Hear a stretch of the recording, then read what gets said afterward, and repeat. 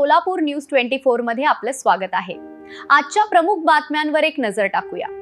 सोलापूर मंगळवेढा मार्गावर झालेल्या भीषण अपघातात सोलापूरच्या एका तरुण डॉक्टरांचा दुर्दैवी मृत्यू झाला आहे।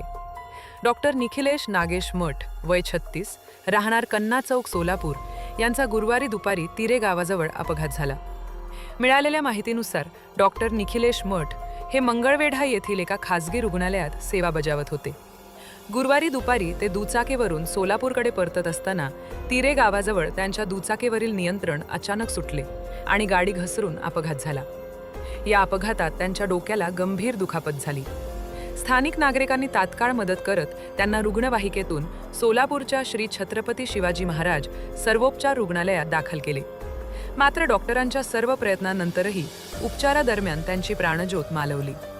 डॉक्टर निखिलेश हे नातेवाईकांच्या वाढदिवसानिमित्त सोलापूरला येत असल्याची माहिती समोर आली आहे। त्यांच्या निधनाची बातमी समजताच नातेवाईक, मित्रपरिवार आणि वैद्यकीय क्षेत्रातील सहकाऱ्यांनी रुग्णालयात मोठी गर्दी केली। त्यांच्या पश्चात आई-वडील, डॉक्टर पत्नी, एक लहान मुलगी आणि 2 बहिणी असा परिवार आहे।